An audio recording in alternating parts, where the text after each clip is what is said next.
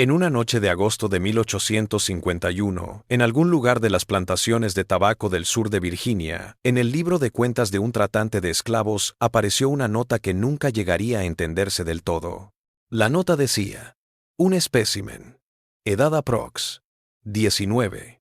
Comprado en el mercado de Charleston. Rasgos físicos inusuales. $28.47. Casi 4 veces la tarifa habitual. El nombre del comprador se anotó como Thomas Rutledge, propietario de Belmont Estate. Lo que ocurrió en los siguientes 14 meses dejaría 3 muertos, una floreciente plantación abandonada y la destrucción de todo registro de lo que había ocurrido en la finca durante ese tiempo. Los archivos judiciales del condado de Prince Edward revelan que en noviembre de 1852, la propiedad se vendió en subasta por una parte de su valor, con la condición de que ciertas habitaciones permanecieran selladas para siempre. Los historiadores locales han identificado 17 menciones separadas del incidente Rutledge en cartas y diarios personales de la época, pero todos los registros oficiales fueron eliminados. Las pocas historias que quedan cuentan de una obsesión que destruyó todo a su paso. Una obsesión que comenzó con una sola persona esclavizada, que desafió todas las ideas de la época. Pero antes de seguir con la historia de Belmont Estate y la extraña compra que sellaría el destino de los Rutledge, si te interesan los capítulos más oscuros de la historia americana, los que trataron de olvidar, suscríbete a Liturgy of Fear. Haz clic en suscribirte y en la campanita para no perderte nunca más historias como esta. Y sabes, ¿desde dónde me escuchas? Escribe tu estado o ciudad en los comentarios. Ahora, averigüemos qué pasó en realidad detrás de las puertas de Belmont Estate y por qué 3 personas morirían para mantenerlo en secreto. Lo que realmente sucedió ese otoño es más aterrador que cualquier historia de fantasmas. El sur de Virginia en 1851 era un mundo aparte, un mosaico de vastas plantaciones aisladas por bosques de robles y pinos, unidas por caminos de tierra cubiertos de baches que se transformaban en lodo rojo cuando llegaban las lluvias de otoño. Esta era la tierra del tabaco, de las riquezas amasadas sobre espaldas esclavizadas, de la medida de un hombre en acres y en cabezas de ganado. El aire mismo era más pesado aquí, saturado con la humedad y el aroma picante de las hojas de tabaco que colgaban en los graneros de curado. Belmont Estate estaba justo al este del condado de Prince Edward, una finca de 30,000 acres en manos de la familia Rutledge desde 1783. La casa principal era una mansión georgiana de ladrillo rojo con columnas blancas y contraventanas negras. Imponente, pero no llamativa, como una familia que se enorgullecía de su dinero antiguo y sus tradiciones antiguas. 42 esclavos laboraban en la plantación, habitando en una doble fila de cabañas situadas detrás de la casa principal, como un pequeño poblado en sí mismo. Thomas Rutledge tenía 37 años ese verano, un hombre alto con los rasgos refinados de generaciones de crianza selectiva de plantadores de Virginia. Había heredado Belmont 7 años atrás, tras la muerte de su padre, y con él una gran deuda que había trabajado duro por saldar. Por lo que todos decían, era un amo duro, pero no cruel. Gobernaba su plantación con la eficiencia gélida que se esperaba de los plantadores prósperos, ni mejor ni peor que sus vecinos en el trato a sus esclavos. Su esposa, Catherine, 10 años más joven, era hija de un comerciante de Richmond que había amasado una fortuna gracias al transporte marítimo. Se había casado con Thomas en 1847 y trajo una gran dote que había ayudado a resolver los problemas financieros de la plantación. Catherine era una belleza. Delgada, pálida, con el cabello oscuro peinado en los estilos de moda de la sociedad de Virginia. Pero había algo roto en ella, algo que parecía que podría romperse al tacto. Había parido un hijo muerto en 1849, y el desastre la había alterado en formas que alarmaban a las pocas personas que estaban lo suficientemente cerca como para darse cuenta. Se sentaba en su sala de estar de arriba, leyendo novelas y mirando por la ventana a los campos. Los Rutledge llevaban la vida normal de su clase. Iban a la iglesia de Cristo en la cercana Farmville, daban cenas para los plantadores vecinos y observaban los complejos rituales sociales que sostenían a la aristocracia sureña. Thomas se sentaba en la junta del condado y actuaba como juez. Catherine dirigía sociedades benéficas y supervisaba con eficiencia distante a los esclavos domésticos. Aparentemente, Todo era normal. Una plantación floreciente administrada por personas decentes que conocían su lugar en la jerarquía. Pero detrás de esa fachada, tanto Thomas como Catherine Rutledge eran infelices en formas que no podían reconocer, ni siquiera para ellos mismos. Thomas sentía un vacío que ningún logro podía llenar. Catherine se sentía invisible, desvaneciéndose un poco más cada día. Eran dos fantasmas que compartían la misma casa, que se rozaban, que se observaban. Fue en este ambiente de desesperación silenciosa que el tratante de esclavos Samuel Wickham apareció la mañana del 14 de agosto de 1851. Wickham era un visitante habitual de las plantaciones del sur de Virginia. Un hombre delgado, de rasgos agudos y ojo más agudo, siempre vestido de negro, un traje gastado. Se dedicaba a lo que él llamaba adquisiciones especiales, esclavos con habilidades o características excepcionales que podían venderse por precios elevados a clientes ricos. Había estado recorriendo las ciudades costeras durante medio año, yendo a todas las grandes subastas de esclavos desde Baltimore hasta Savannah, en busca de mercancía para sus mejores clientes. Thomas lo recibió en la oficina de la plantación, un pequeño edificio separado de la casa principal donde llevaba a cabo sus negocios. Wickham aceptó un trago de whisky y habló un poco sobre los precios del tabaco y la política. Siempre había tensión en el aire esos días. Discusiones sobre tierras y esclavitud que inquietaban a los hombres sensatos sobre el porvenir. Entonces se inclinó, su voz cayendo en un tono más privado. He comprado algo extraño, señor Rutledge, algo que creo que un hombre de su refinamiento apreciaría. Thomas levantó una ceja. No necesito más campesinos, señor Wickham. Esto no es un peón de campo. Wickham sacó un trozo de papel doblado de su abrigo, una factura de venta escrita a mano. Este es un espécimen raro, adquirido hace 3 semanas, en el mercado de Charleston. El antiguo propietario era un médico, el doctor Albert Stroud, que compró a este esclavo en una venta de patrimonio en Nueva Orleans. El esclavo fue educado en casa, sabe leer y escribir, cosa rara, pero eso no es lo que lo hace. Se detuvo, estudiando el rostro de Thomas.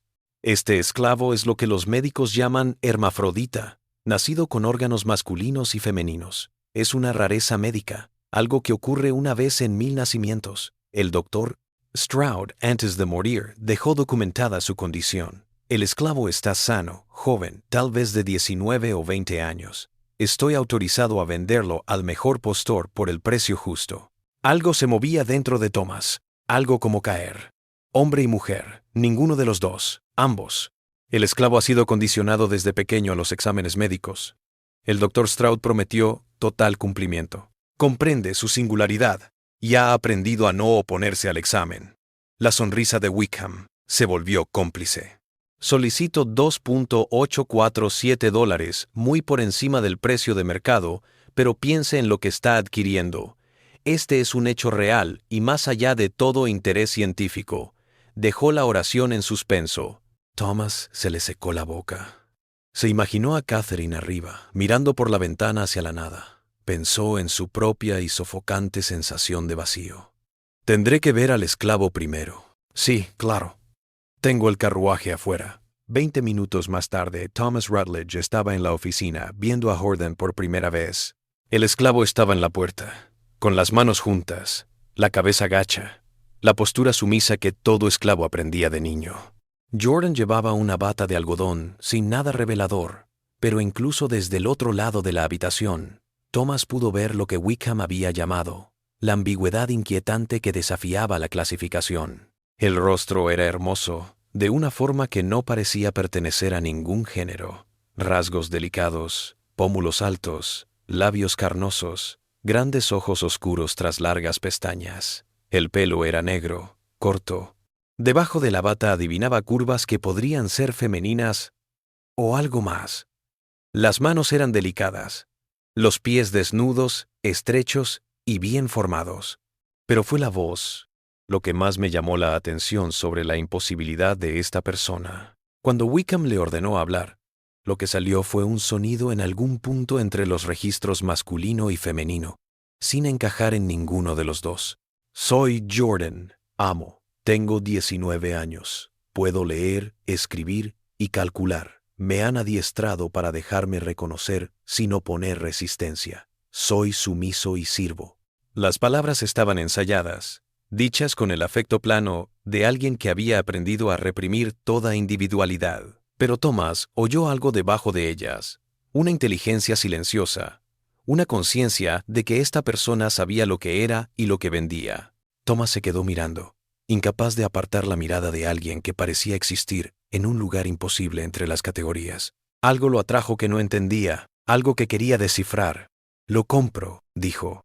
La venta se realizó en 1 hora. Wickham aceptó un cheque, entregó los documentos y se fue con la satisfacción de un hombre que había hecho una buena venta. Thomas se quedó solo en la oficina con su nueva compra, emocionado y nervioso a la vez. «Ven conmigo», dijo al fin. «Necesito saber dónde te vas a quedar». No llevó a Jordan a los aposentos de esclavos detrás de la casa principal. En lugar de ello, guió al esclavo a una pequeña cabaña situada al borde de los jardines formales. Una cabaña que en otro tiempo había alojado al ayudante de cámara de su padre, pero que había permanecido vacía durante años.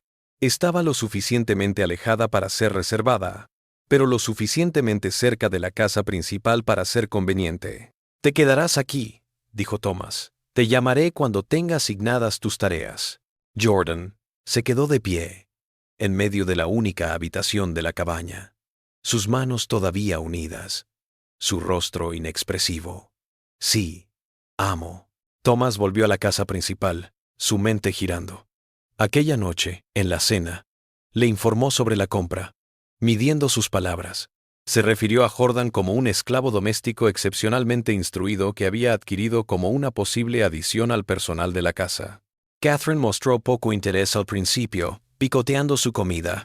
«Si lo consideras necesario, Thomas». El esclavo es un ser poco común. El antiguo propietario era un médico que apreciaba al esclavo por motivos clínicos. Podría venir bien tener a alguien con ese entrenamiento en casa. Algo en su tono hizo que Catherine levantara la vista y lo mirara. «¿Qué tipo de rasgos?» Thomas vaciló. «Es complicado. Tal vez deberías verlo por ti misma». A la mañana siguiente, la llevó a la cabaña para que conociera a Jordan. Catherine se detuvo en la puerta, su indiferencia inicial dando paso a algo más al ver a Jordan. La belleza andrógina, la presencia imposible de clasificar, la forma de existir entre los mundos. «Este es Jordan», dijo Thomas mirando a su esposa, «el esclavo del que hablé». Catherine se acercó, rodeando a Jordan lentamente, su rostro inexpresivo. Jordan se quedó quieto, mirando hacia abajo, respirando lenta y constantemente. «¿Qué tiene de extraño este esclavo?», preguntó Catherine. Thomas explicó, su voz clínica. «El estado de Jordan es en términos médicos». Mientras hablaba, vio algo moverse en el rostro de Catherine. La misma fascinación que él había sentido, la misma curiosidad perturbada. Cuando terminó, Catherine se quedó callada un rato. Luego extendió su mano, la mantuvo suspendida cerca de la cara de Jordan antes de dejarla caer a su lado. ¿Puedo revisarlo yo misma para entender?» El corazón de Thomas se aceleró. «Si quieres». Lo que ocurrió en esa cabaña la hora siguiente sería el principio de su caída. La mirada de Catherine se inició con curiosidad clínica, examinando el rostro de Jordan, las manos del esclavo, interrogando sobre los papeles del Dr. Stroud. Pero poco a poco, casi sin notarlo, se transformó en algo más, algo que ni Thomas ni Catherine podían nombrar, pero que ambos reconocieron. Cuando por fin salieron de la cabaña y volvieron a la casa principal, no hablaron de lo que había pasado.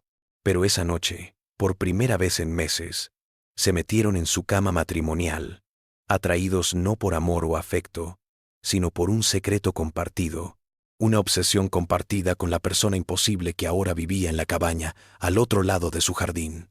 Fue el inicio de una obsesión que los devoraría. El otoño de 1851 en el condado de Prince Edward trajo temperaturas más frescas y la agotadora cosecha de tabaco. Pero dentro de Belmont Estate, algo mucho más inquietante estaba arraigándose. A la semana de la llegada de Jordan, se había formado un nuevo patrón, uno que las otras personas, esclavizadas en la propiedad, notaron rápidamente, aunque no lo entendían del todo. Jordan fue sacado de la cabaña y llevado a una pequeña habitación en el tercer piso de la casa principal, nombrada oficialmente como la sirvienta personal de Catherine. Al esclavo se le proporcionó ropa nueva, mejor alimento que el que consumían los esclavos rasos, y parecía vivir en una especie de aislamiento privilegiado del resto de la población esclava. Pero los demás esclavos observaron cosas que los perturbaron. El amo y la ama desaparecían arriba en momentos extraños. Oían ruidos confusos a través de las paredes. Vieron a Jordan salir de esa habitación del tercer piso, con el rostro pálido, los ojos perdidos. Harriet, la cocinera de la plantación, fue la primera en darse cuenta de que algo iba mal. Había estado en Belmont 20 años. Había visto pasar 3 generaciones de Rutledge y había aprendido las habilidades de observación necesarias para sobrevivir a su empleo. Observó cómo Thomas había dejado de supervisar la plantación, cómo las facturas se acumulaban en su escritorio sin abrir, cómo olvidaba las reuniones con los otros plantadores. Se dio cuenta de cómo Catherine había dejado de comer. Se estaba volviendo más delgada, más pálida cada semana, permaneciendo horas en esa habitación del tercer piso. Una mañana de fines de septiembre, Harriet trató de hablar con Jordan en la cocina. El más joven de los esclavos había ido a buscar el desayuno para el amo y la ama, con ese paso peculiar y medido, sin expresión en el rostro. «Niño», dijo Harriet en voz baja, mirando a su alrededor para asegurarse de que estuvieran solos. «¿Te están haciendo daño ahí arriba? Puedes decirme. He estado aquí lo suficiente como para saber cuando algo anda mal». Jordan la observó con sus ojos inescrutables. «Tengo todo lo que necesito, tía Harriet. El amo y la ama me tratan bien». Esa no era mi pregunta. Algo pasó por la cara de Jordan, tan rápido que Harriet casi lo extraña. Dolor, tal vez. Resignación. Entonces se fue, dejando atrás esa cautelosa indiferencia. «Hago lo que vine a hacer», dijo Jordan en voz baja. «Lo que me entrenaron para hacer. Es más fácil si no lo piensas». Antes de que Harriet pudiera responder, se oyeron pasos en las escaleras de arriba. Jordan tomó la bandeja del desayuno y volvió a subir las escaleras, dejando a Harriet sola en la cocina con el estómago revuelto. Los murmullos comenzaron en los esclavos quarters esa noche.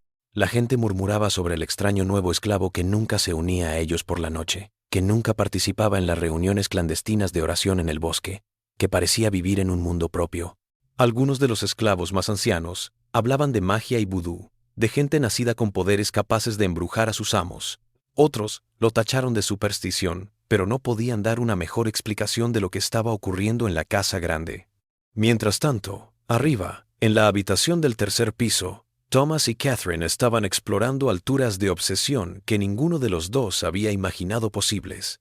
Thomas había comprado libros de anatomía, libros de medicina, textos que hablaban de enfermedades extrañas, casos inusuales. Se sentaba durante horas, leyendo estos libros y cotejando lo que aprendía con lo que veía a Jordan hacer. Empezó un diario, pero no era como los registros detallados de la plantación que había llevado durante años. Este diario se encontraba bajo llave en un cajón, oculto incluso de Catherine, repleto de entradas y bocetos que más tarde serían destruidos.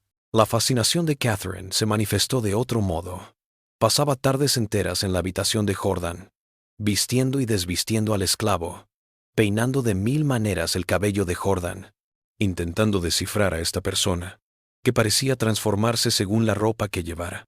Le encargó ropa nueva a una modista de Farmville, unas veces femenina, otras masculina, todo para resaltar u ocultar la forma andrógina de Jordan. «Quiero saber qué eres», le dijo Catherine a Jordan una tarde.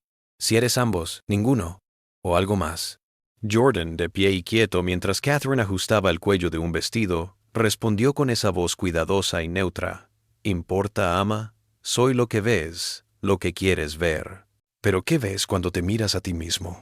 Por un instante, la máscara de Jordan se resquebrajó. «Veo lo que todos siempre han visto. Algo que hay que analizar.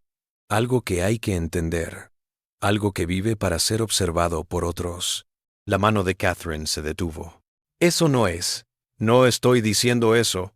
Pero no terminó la frase, porque los dos sabían que era lo que quería decir.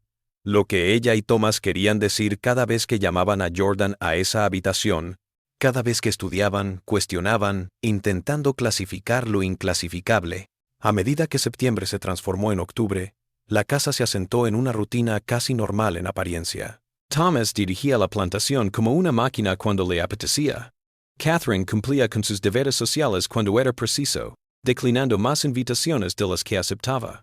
Los demás esclavos seguían trabajando, murmurando entre ellos, pero conscientes de que era mejor no desafiar a su amo.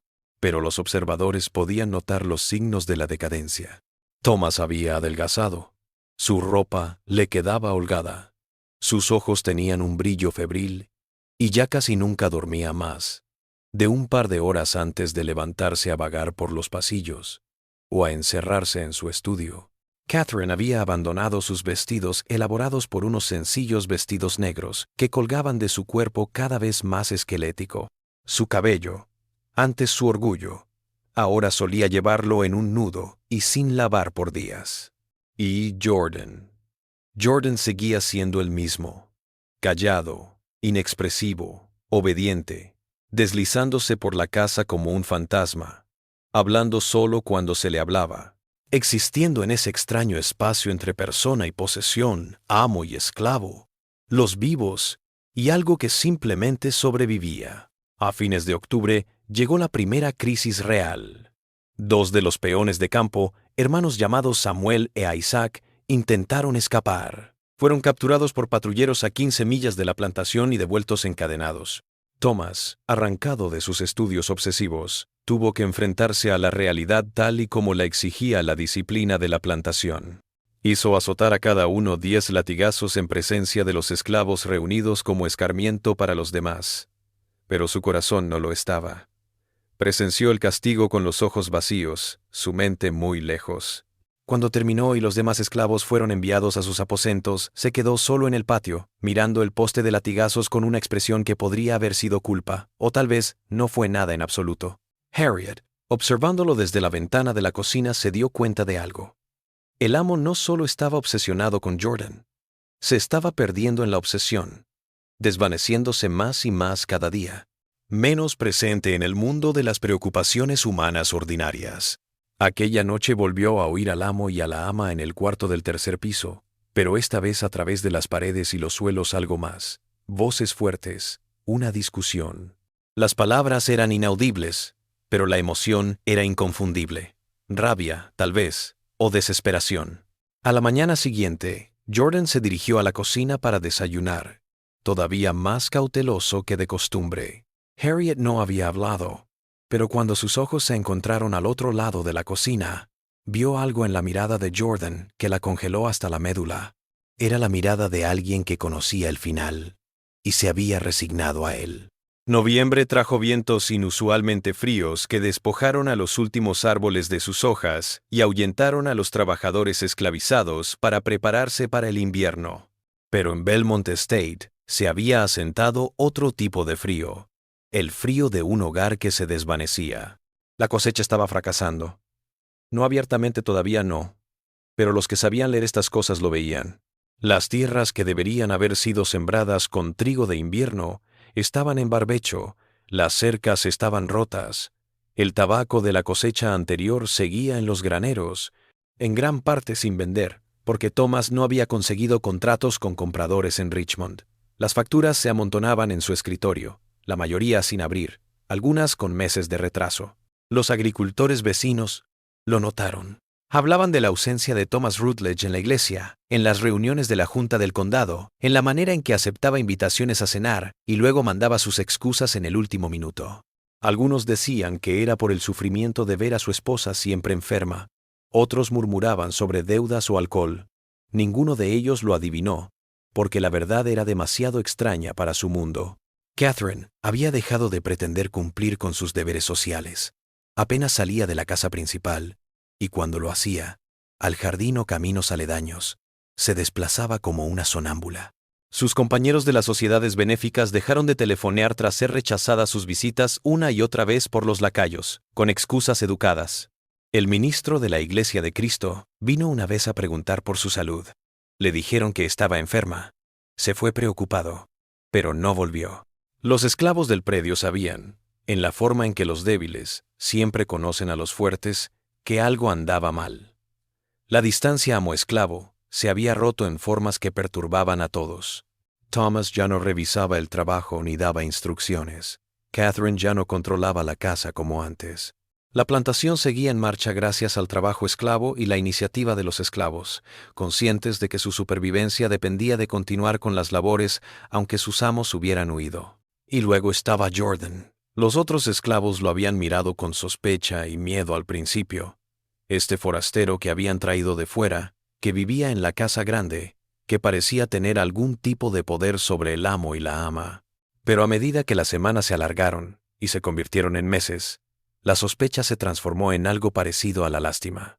Observaron a Jordan en una especie de prisión fuera de la sociedad en los cuartos, confinado en un papel que ninguno de ellos podía entender completamente, pero que todos reconocían como erróneo. Algunas de las mujeres trataron de acercarse. Delia, que había sido la criada de Catherine antes de que llegara Jordan, se acercó al esclavo más joven una tarde que se encontraron en el pasillo. «Si necesitas algo», dijo Delia en voz baja. «Si necesitas a alguien con quien hablar. O, no sé, solo que no estás solo aquí». Jordan la observó con sus ojos cautelosos y cerrados. «Gracias, estoy solo. Todos lo estamos, al final». La respuesta fue sin lástima, una simple observación. Delia vio a Jordan alejarse por el pasillo y sintió una tristeza que no tenía nada que ver con su situación y todo que ver con reconocer el dolor que no podía curar. A fines de noviembre, Thomas se había alejado incluso de Jordan. Las visitas nocturnas al tercer piso se volvieron más raras. En cambio, se sentaba en su estudio, bebiendo whisky y mirando el diario cerrado con llave en el que ya no escribía, como si las respuestas que no podía nombrar pudieran revelarse de alguna manera en sus páginas. Catherine intervino.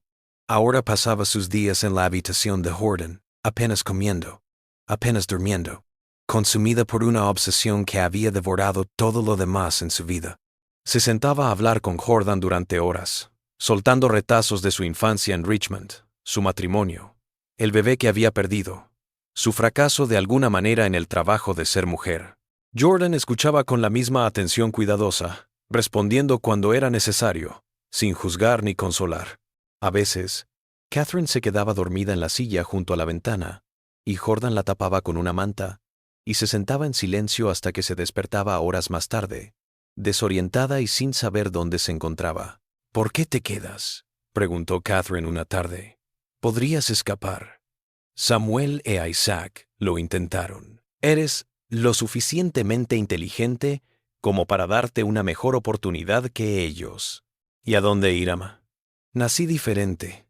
A donde quiera que voy la gente nota esa diferencia y la quieren analizar, estudiar, poseer. Al menos aquí sé qué esperar». «Eso es horrible», susurró Catherine. «Sí, Emma, lo es». Fue una de estas tardes que Catherine finalmente hizo la pregunta que había estado rondando en su mente durante meses. «¿Nos odias, a Thomas y a mí?». Jordan se quedó callado un rato. Cuando el esclavo finalmente habló, lo hizo con cautela, como si midiera cada palabra. «El odio necesita una libertad que no poseo, ama. Para odiarte, tendría que pensar que merecía algo mejor, que merecía ser tratada como un ser humano. Pero me educaron para creer que no lo merezco, que mi diferencia me convierte en menos que humana, en algo para ser analizado y exhibido. Así que no te odio. Solo te soporto como he soportado a todos antes de ti y soportaré a todos los que vengan después». Catherine se puso a llorar entonces. Sollozos desgarradores que parecían emanar de la tierra misma. Jordan se sentó, sin consuelo, observando el colapso de la ama, con su habitual neutralidad cuidadosa. Cuando Catherine finalmente se recompuso, su rostro estaba sucio y sus ojos estaban rojos. «Creo que nos estamos matando», dijo. «Thomas y yo, esta obsesión contigo, es como una enfermedad que nos devora». «Sí, ama. Y solo lo estás observando. ¿Qué más puedo hacer?». Catherine no respondió. La crisis que se había estado gestando durante meses finalmente llegó a un punto de ebullición el 15 de diciembre, cuando el Dr. Edmund Carlyle se apareció en Belmont State. El Dr. Carlyle era un médico de Richmond, un viejo amigo del padre de Thomas, que le había escrito a Thomas semanas antes lamentando algunos problemas de negocios que había escuchado a través de amigos en común.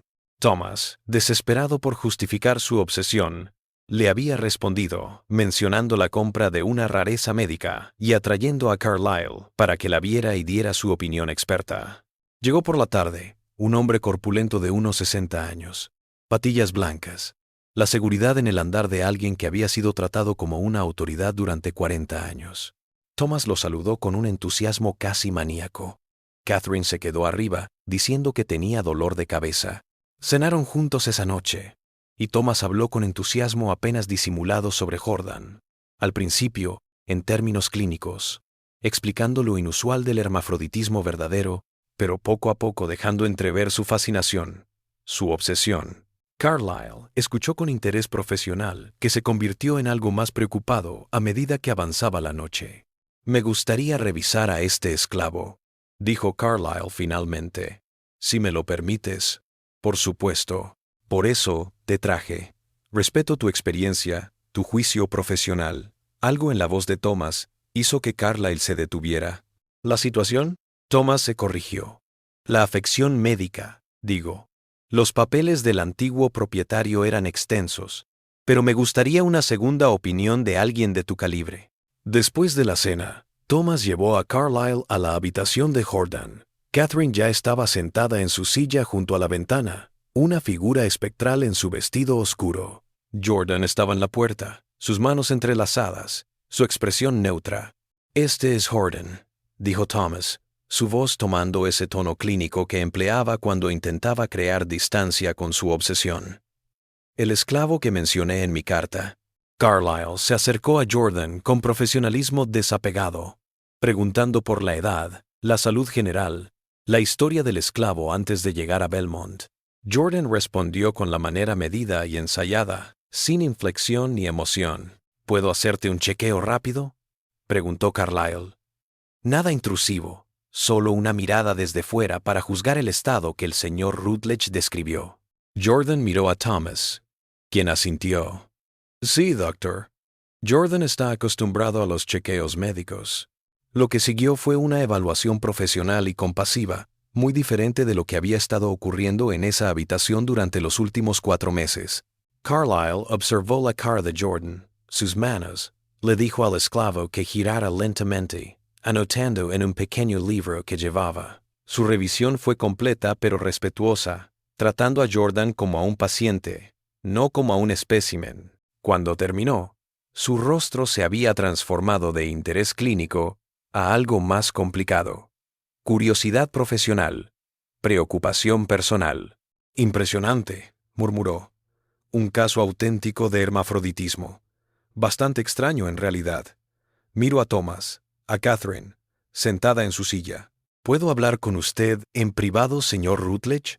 Se alejaron a la oficina de Thomas, dejando a Catherine y Jordan solos en la parte superior. Carlyle aceptó un brandy y se puso de pie junto al fuego, midiendo sus palabras con cuidado. «Thomas, conozco a tu familia desde hace años. A tu padre lo respeté a pesar de todo. Y ahora te hablo como amigo, como médico». El estómago de Thomas se apretó. «¿Qué? ¿Qué?» «Ese esclavo de arriba es un verdadero hermafrodita. La afección es tan rara como dijiste. Desde el punto de vista médico sería muy interesante para los investigadores». Carlyle se detuvo, sus ojos serios. «Pero Thomas, no me preocupa el esclavo. Lo que me preocupa es la atmósfera en esa habitación, la manera en que tú y tu esposa observan a esa persona, la tensión, la obsesión que escucho en tus palabras». Thomas sintió que su rostro se sonrojaba. «No sé a qué te refieres. Creo que has observado a este esclavo con un interés que va más allá de lo médico o científico. Tu huerto está muriendo. Lo noté cuando subí por el camino de entrada. Tu esposa no ha dormido en meses. Tú mismo pareces». Hizo una pausa, buscando la palabra, devorado. «Esto no es sano, Thomas. Lo que sea que esté pasando aquí, hay que detenerlo antes de que los destruya». «Jordan es mío», dijo Thomas, su voz más ronca de lo que había querido. «Cómo decido utilizar mi propiedad es mi decisión». «Hay límites morales, Thomas, incluso en el trato a los esclavos, y creo que has violado varios. La charla se vino abajo a partir de ahí. Thomas se puso a la defensiva, luego se enfureció. Carlyle se mantuvo firme, pero comprensivo, intentando mostrarle a Thomas lo que le estaban haciendo a él y a su esposa. Pero Thomas no escuchó, o no quiso escuchar. La obsesión se había arraigado demasiado. Carlyle se fue a la mañana siguiente, preocupado y convencido de que algo terrible se estaba gestando en Belmont Estate. Pensó en escribir a amigos en común, tal vez incluso a las autoridades del condado, pero ¿qué denunciaría? ¿Que un hombre se enamoró de un esclavo que tenía? Eso no era ilegal, ni siquiera raro en Virginia en 1851. Y Carlyle no hizo nada. Y la oportunidad pasó. Tras su partida, Thomas y Catherine no hablaron de la visita, pero algo había cambiado. Las palabras de Carlyle los habían hecho reconocer por un momento lo que estaban haciendo, y eso no los hizo cambiar. Llevó a la desesperación, a intensificar la obsesión, como si quemándose en ella pudieran huir de la culpa que empezaba a envenenar todo. Enero de 1852 trajo fuertes nevadas que aislaron Belmont Estate del mundo exterior durante casi 3 semanas. Los campos de tabaco dormían bajo mantas blancas. Los esclavos se acurrucaban en sus chozas en torno a fogatas. Y en la casa principal, Thomas y Catherine se adentraron aún más en la oscuridad que ninguno de los dos podía negar o escapar.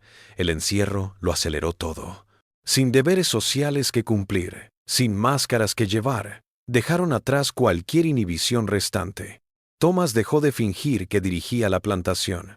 Catherine dejó de salir del tercer piso. Y Jordan se quedó, como siempre, a medio camino entre persona y cosa, entre los vivos y los que solo sobrevivían. Pero algo había cambiado en Jordan también. El esclavo había empezado a hablar más, no en rebeldía, sino con una especie de observación tranquila, que cada vez más irritaba a Thomas y Catherine. Jordan había descubierto que hablar abría fisuras en su certeza. Podría inyectar dudas en sus explicaciones cuidadosamente elaboradas. Se están haciendo daño el uno al otro ahora, no solo a mí, dijo Jordan una noche después de que Catherine saliera de la habitación, llorando tras una pelea con Thomas. La obsesión los está devorando por dentro. Thomas, agotado y despeinado, miró al esclavo con algo parecido al odio. ¿Qué quieres de mí? ¿Alguna señal de que te he herido? Eres mía, Jordan. Vives para servirme. ¿Eso te repites, amo? Porque desde aquí parezco la única persona libre en esta habitación. Usted y el ama son esclavos de sus deseos, de querer poseer lo que jamás podrán poseer. Yo me inclino ante usted porque la ley no me permite hacer otra cosa, y usted se inclina ante sus obsesiones porque ya no sabe hacer otra. Las palabras dolieron más que cualquier golpe. Thomas levantó la mano como para golpear y luego la dejó caer. ¿Qué castigo podría imponer que restaurara la estructura de poder que había perdido? ¿Qué podría amenazar con devolverle el control que había perdido? Salió de la habitación sin decir una palabra más. Febrero trajo un deshielo, pero no alivio de la tensión en Belmont Estate.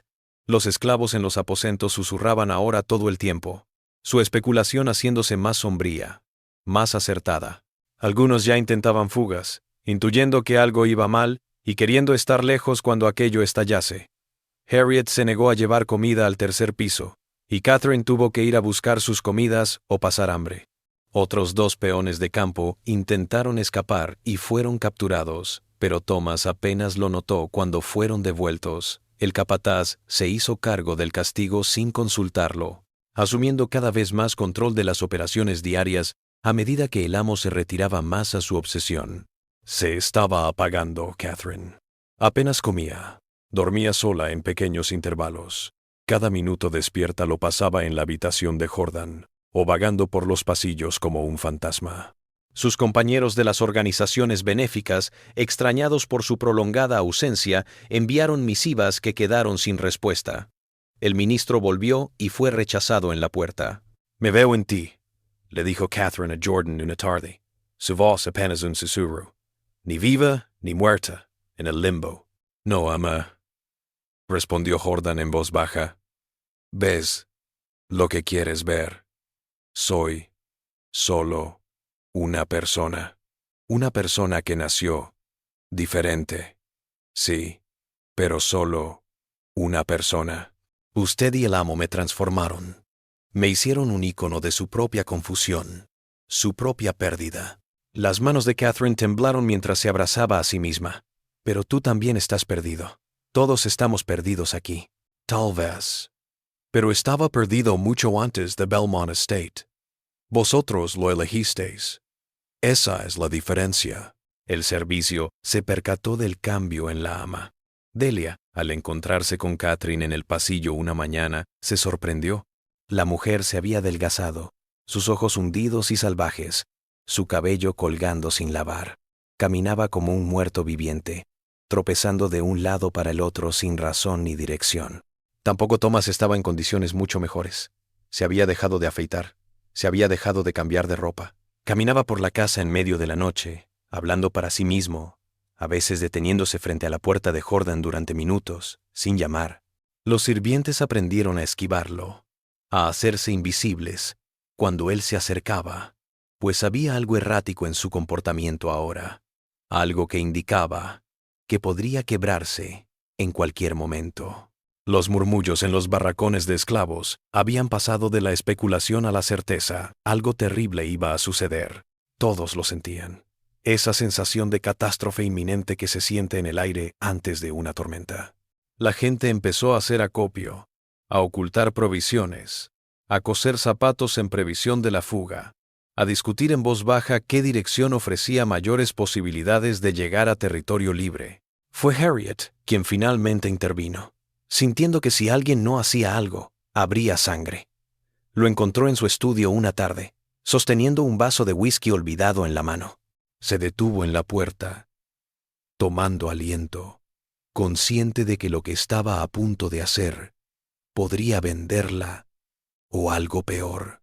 «Amo a Rutledge», repitió en voz baja. «Tengo que hablar con él». Él levantó la vista lentamente, como si regresara de muy lejos. «¿Qué, Harriet?» «Esa cosa que usted y la ama tienen con ese esclavo, Jordan. No está bien, señor, y los está matando a los tres. Lo veo todos los días. Debe soltar a ese niño. Venda a Jordán. Manda lejos a ese esclavo, antes de que toda esta casa se derrumbe». Thomas la observó durante un largo rato.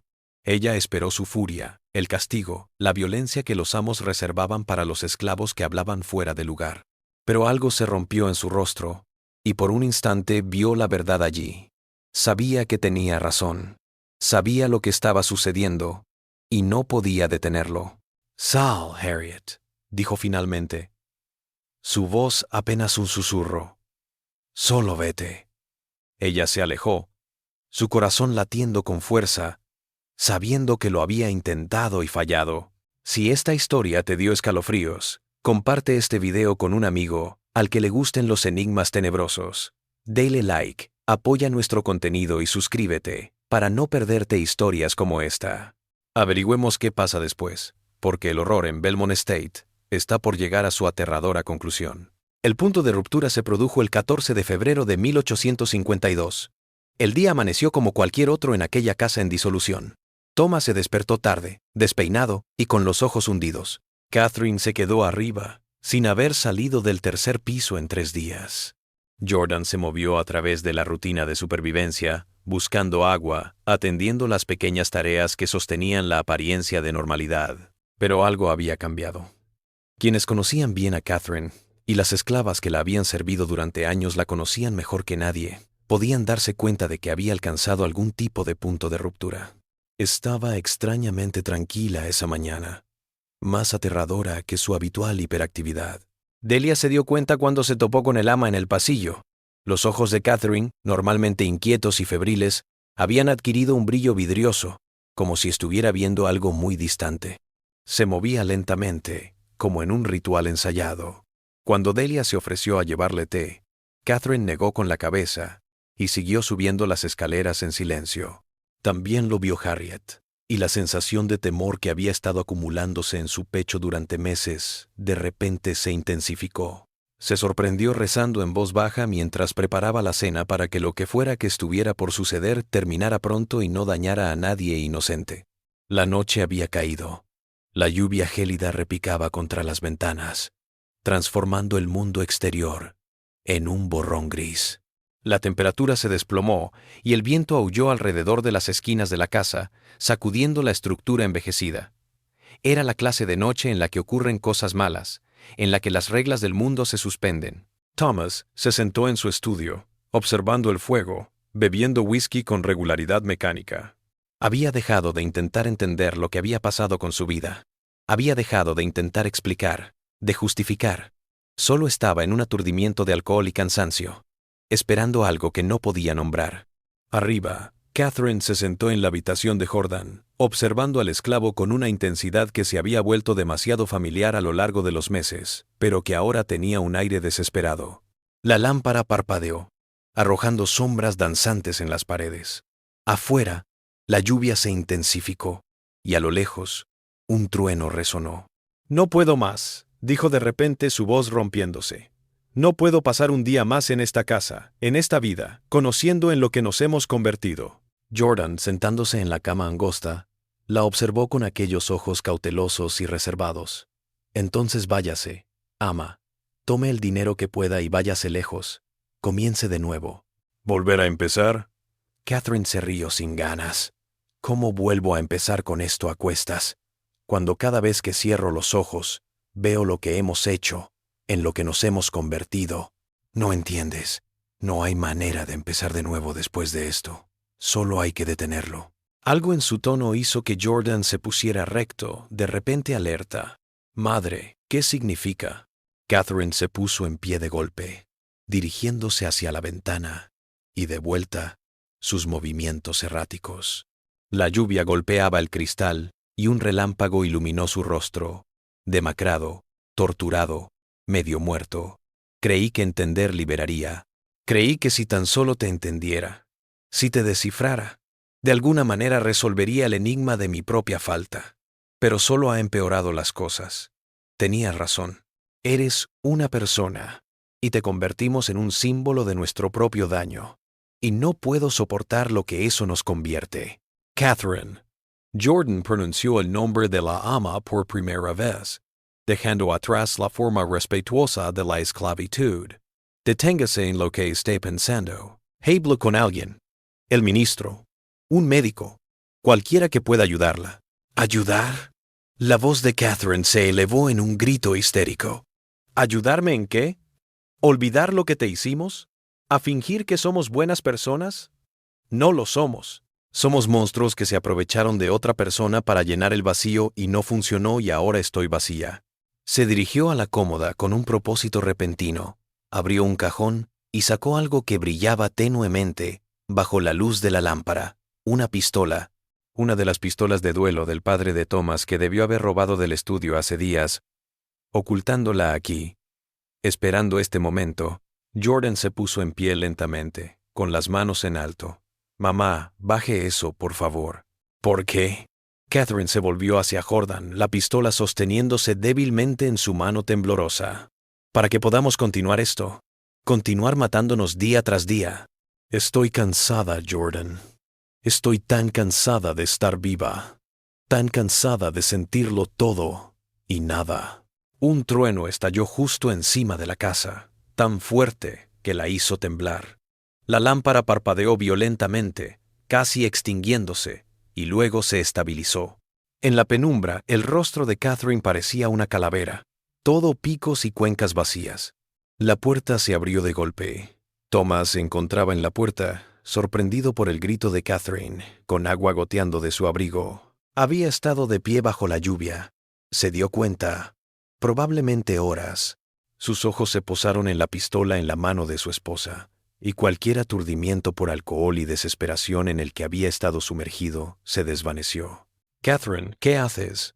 Ella se volvió para mirarlo, las lágrimas surcando su rostro demacrado y reflejándose en la luz de la lámpara para hacer que su piel brillara. «Estoy terminando con esto, Thomas. Lo estoy deteniendo antes de que llegue más lejos. Antes de que rompamos algo más, a alguien más. Dame el arma». Thomas se acercó a la habitación, su mano extendida, su voz tomando un tono cuidadoso, suave. uno que no había escuchado en meses. Pero, por favor, Catherine, lo que sea que sientas, podemos. ¿Qué? Se rió de nuevo, esa risa rota. ¿Solucionar esto? ¿Hacerlo bien? No hay manera de solucionarlo, Thomas. Lo matamos. Señaló a Jordan con la pistola, el cañón temblando.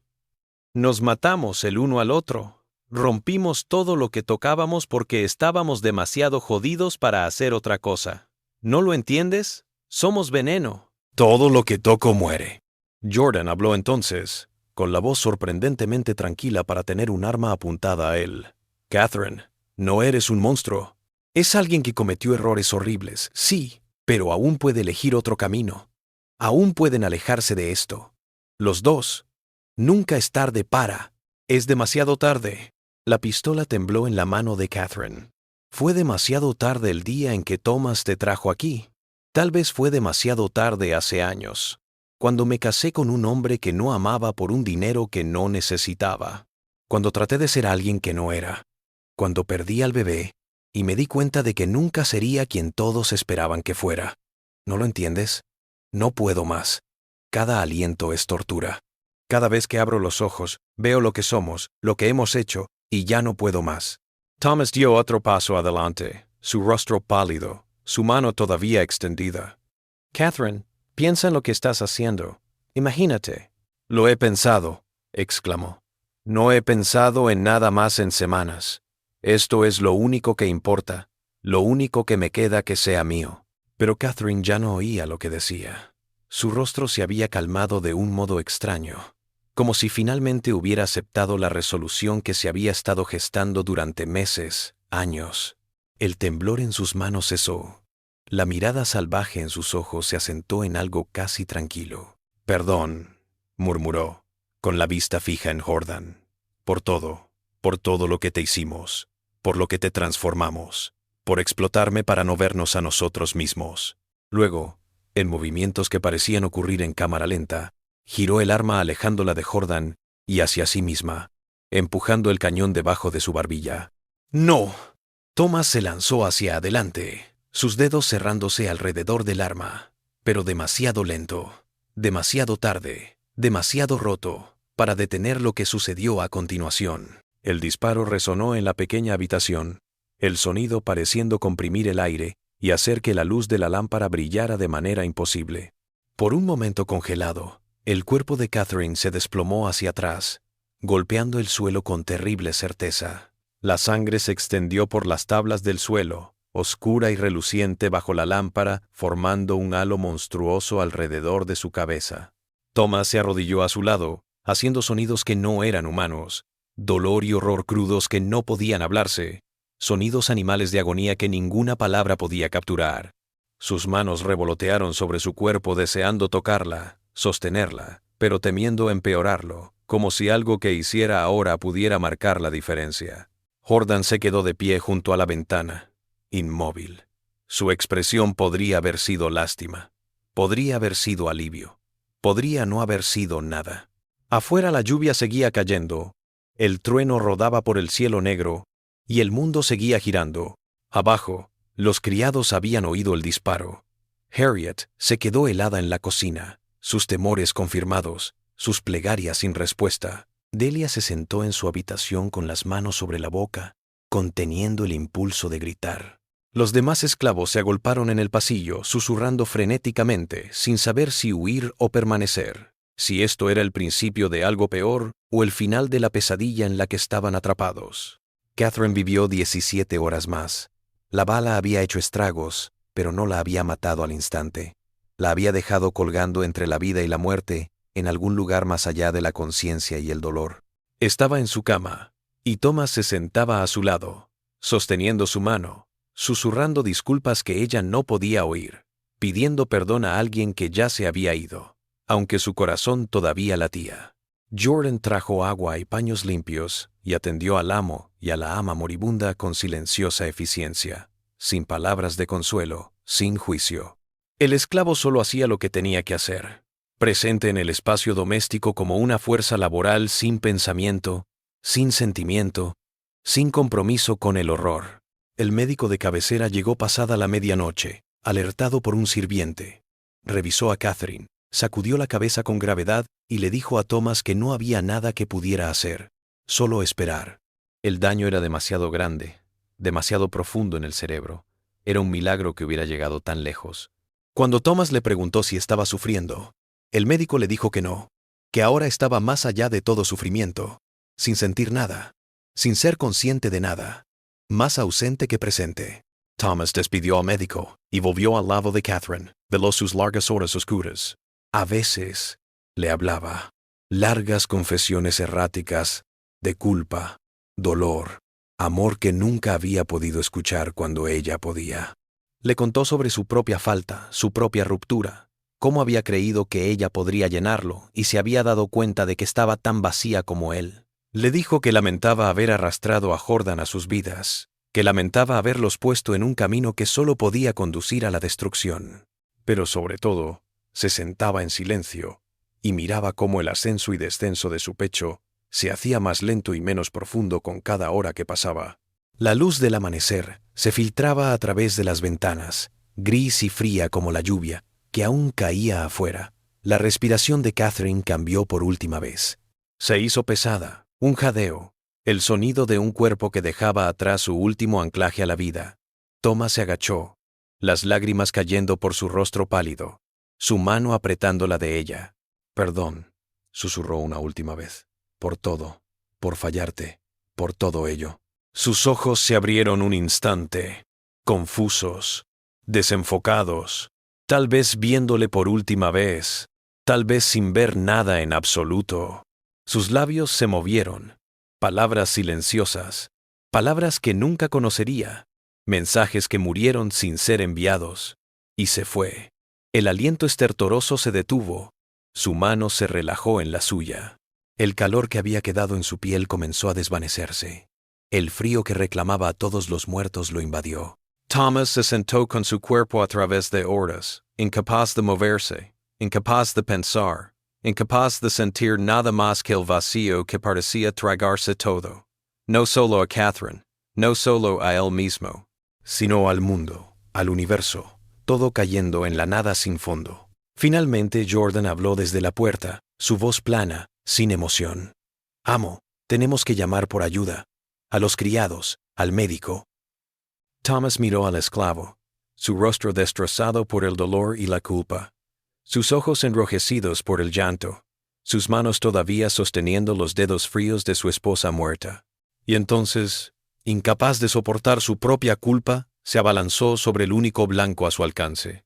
«Esto es tu culpa», dijo, su voz plana, muerta. «Tú nos hiciste esto, tú lo arruinaste todo». Jordan mantuvo su mirada, sin reaccionar, sin defenderse, aceptando la acusación con la misma neutralidad cuidadosa que había definido cada encuentro. «No, amo. Se hicieron esto a sí mismos. Yo solo estaba». Las palabras quedaron suspendidas en el aire entre ellos, sencillas, ineludibles, devastadoras en su veracidad. Thomas no respondió. Volvió a mirar el cuerpo de Catherine y no dijo nada más. Las consecuencias se desplegaron con una inevitabilidad sombría, cada paso siguiendo al anterior, con la precisión de una prueba matemática que lleva a una conclusión ineludible. La muerte de Catherine fue un accidente terrible. Mientras jugaba con una de las viejas pistolas de su padre, sin saber que estaba cargada. El juez local, que conocía a Thomas desde que era un niño y comprendía el problema que el suicidio causaba a una familia respetable, aceptó esta explicación con evidente alivio.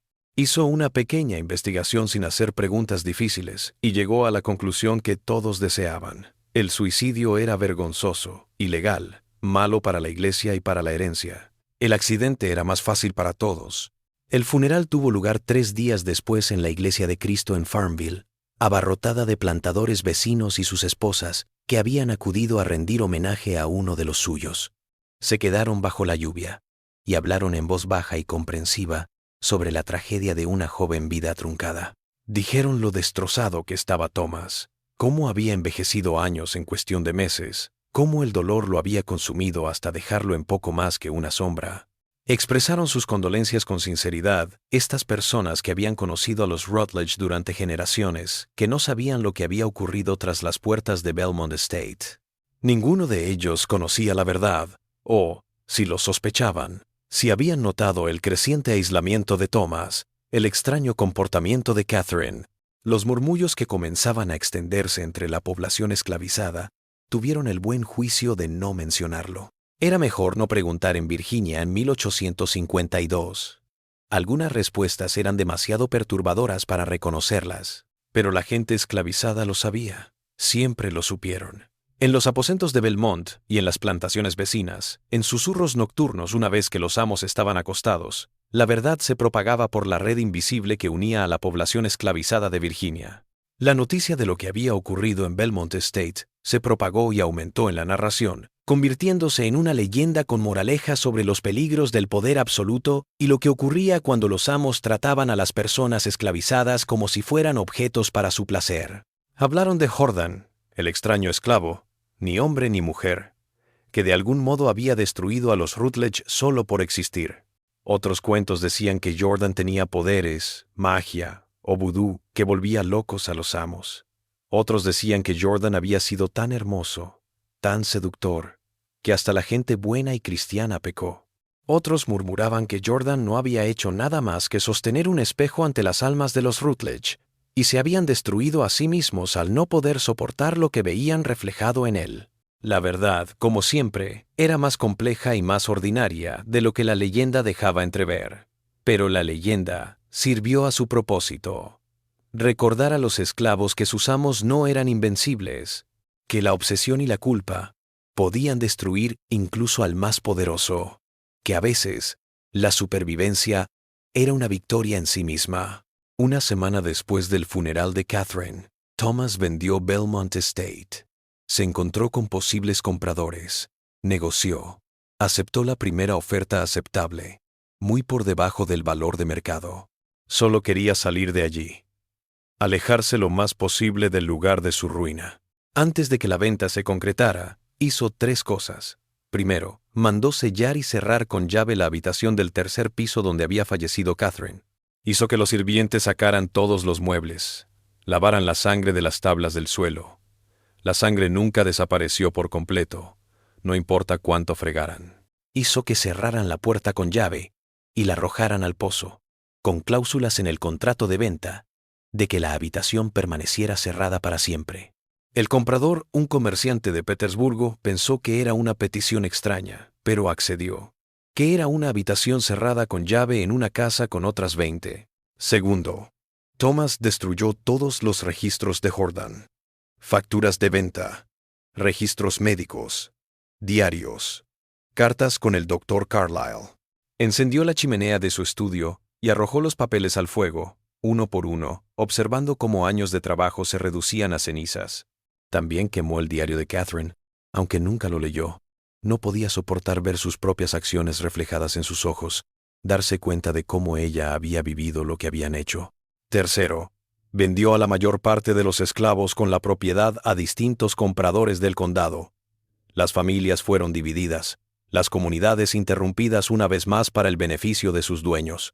Thomas sintió culpa remota por ello, sabiendo en algún lugar que estaba causando trauma nuevo a personas que ya habían sufrido tanto. Pero la culpa no cambió nada. Necesitaba dinero para volver a empezar, y los esclavos eran posesiones que se vendían como se vendía cualquier otra cosa. Pero se quedó con Jordan. Cuando le pregunté por qué, no tenía una buena respuesta. Tal vez fue porque Jordan era la única otra persona que sabía lo que había hecho, la única persona que había visto su total degradación. Tal vez era porque una parte de él todavía estaba fascinado, todavía deseaba poseer lo que no podía comprender. O tal vez era que no podía soportar la idea de que Jordan fuera de otra persona, sometido a la curiosidad o la crueldad de otro dueño. Se trasladó a una pequeña casa en Lynchburg con sus 3 esclavos, Jordan, y 2 sirvientes demasiado viejos para ser vendidos a buen precio en una subasta. Era una casa sencilla en una calle tranquila, nada como Belmont. Thomas se quedó allí como un recluso, saliendo solo para hacer recados y rechazando todas las invitaciones sociales, El mundo de la Sociedad de Plantadores de Virginia, que una vez había sido su vida. A veces, lo avistaban vagando solo al amanecer, con el paso lento y arrastrado de un anciano, los hombros encorvados bajo el peso de algo invisible. No interactuaba, no hacía amigos, no participaba. Solo estaba, fluyendo a través de la vida sin propósito ni alegría.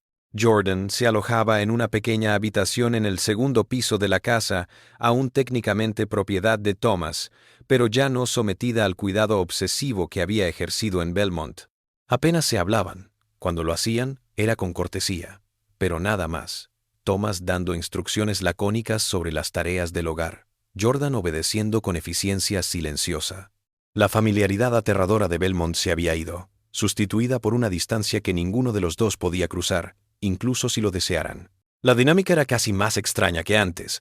Legalmente amo y esclavo, pero en realidad eran como dos fantasmas que vagaban por la misma casa, cruzándose sin interactuar, unidos por un pasado que no podían ignorar, pero que ambos deseaban olvidar.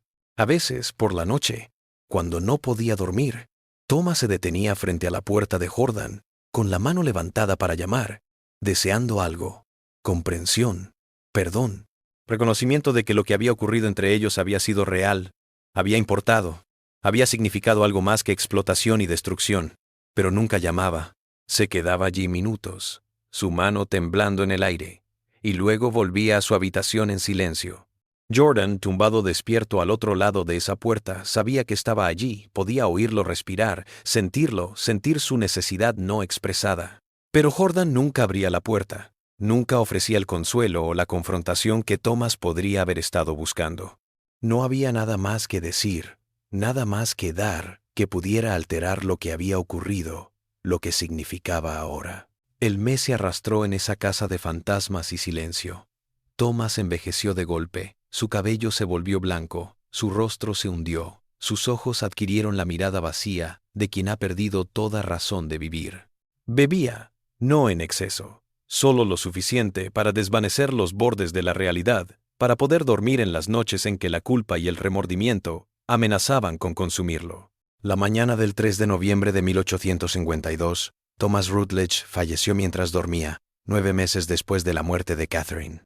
El médico llamado a revisar el cuerpo no halló nada que explicara el deceso, ni enfermedad, ni heridas, ni rastro de veneno o violencia. Su corazón simplemente se había detenido, como si de la noche a la mañana hubiera decidido que vivir era demasiado trabajo, y su cuerpo se había sometido a su decisión.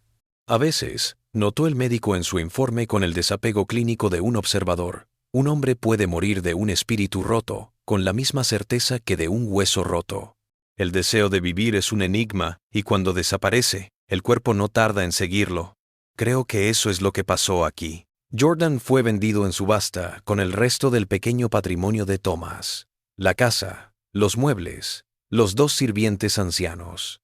El esclavo se vendió por $412, una parte de lo que Thomas había pagado originalmente, ya que para entonces, los rumores sobre la rareza de Jordan se habían extendido por toda la comunidad, y los compradores desconfiaban de cualquier cosa relacionada con la tragedia de Rutledge. El hombre que compró a Jordan era un granjero de Appomattox County que necesitaba mano de obra y no prestaba atención a lo que consideraba chismes supersticiosos. Lo que le sucedió a Jordan después de eso se desconoce. El registro histórico se queda en silencio, como ocurre con tantas personas esclavizadas cuyas vidas y muertes se consideraron demasiado irrelevantes para ser registradas. No existen más facturas de venta, ni inventarios patrimoniales, ni registros judiciales que identifiquen a un esclavo con la descripción de Jordan. La persona simplemente se perdió en la noche del sistema esclavista estadounidense, uno entre millones cuyas historias nunca se registraron, cuyo dolor no dejó rastro en papel más allá de susurros y documentos sellados. Tal vez Jordan finalmente fue libre de alguna manera, en la fuga hacia el norte, en medio de la inminente guerra civil, en la emancipación final cuando llegó. Tal vez Jordan tuvo una vida larga y plena con un nuevo nombre en algún lugar donde nadie supiera nada acerca de Belmont Estate, donde ser diferente ya no era una anomalía para ser estudiada, sino una más entre la infinita variedad de la humanidad. Tal vez Jordan encontró algo de consuelo, algo de curación, por la violación de Thomas y Catherine Rutledge, o tal vez no. Tal vez Jordan pasó el resto de una corta vida siendo vendido de amo en amo, inspeccionado y utilizado por cada uno, muriendo joven y olvidado en una tumba sin nombre. La historia está repleta de nombres que murieron sin salvación, sin justicia, sin cura, sin siquiera memoria. Nos gustaría pensar que Jordan sobrevivió, que de alguna manera esta persona que soportó tanto, finalmente encontró la libertad y la tranquilidad, pero no lo sabemos. El silencio del registro histórico habla por sí mismo. Belmont permaneció vacía durante 3 años, antes de ser adquirida por el comerciante de Petersburg, que se la había comprado a Thomas. El nuevo dueño se mudó con su familia y restauró la casa a su antigua gloria. Pero a las pocas semanas, comenzaron a surgir informes extraños. La habitación cerrada en el 3er piso inquietaba a cualquiera que pasara por allí. En el pasillo, había un punto frío cerca de la puerta que nunca se calentaba, ni siquiera en pleno verano, y a veces la gente juraba oír ruidos desde dentro a pesar de que la habitación había permanecido vacía y cerrada con llave durante años. A pesar de los términos de la venta inicial, el nuevo dueño finalmente abrió la habitación, rompiendo su promesa de mantenerla sellada por la curiosidad. En el interior, los hombres que entraron descubrieron lo que había ocurrido allí. Manchas oscuras en las tablas del suelo que ningún frotamiento había logrado eliminar, marcas en las paredes donde habían estado los muebles, un aire tan denso que los hombres que entraron se negaron a permanecer más del tiempo imprescindible. Vaciaron la habitación, cambiaron las tablas del suelo, volvieron a pintar las paredes. Pero la familia del nuevo dueño dijo que nunca pudieron sacudirse la sensación de que algo horrible había ocurrido allí, algún residuo de violencia y desesperación que no podía ser erradicado. La propiedad se vendió 4 veces más en la década siguiente.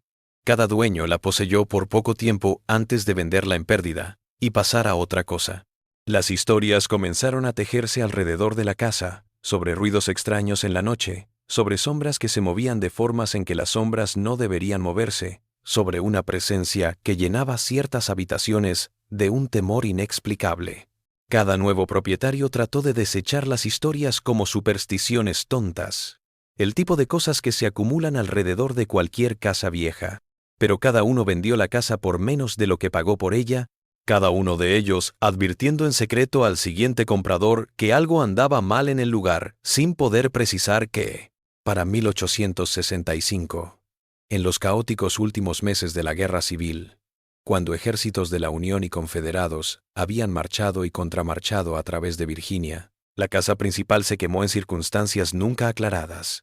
Algunos dijeron que fueron soldados de la Unión que pasaban por la zona. Otros dijeron que fueron lugareños que se habían cansado de la reputación malvada de la casa y decidieron destruirla de una vez por todas. Otros todavía murmuraron que la casa simplemente se había derrumbado sobre sí misma, que el horror de lo que había ocurrido allí había sido demasiado para que lo soportaran el ladrillo y la madera, y el fuego se había encendido desde dentro. Solo quedaron en pie los cimientos y algunas estructuras adyacentes. Estos se mantuvieron en pie durante 2 décadas más, deteriorándose lentamente antes de ser devorados por el bosque y la maleza, mientras la naturaleza reclamaba la tierra que los humanos habían dejado atrás.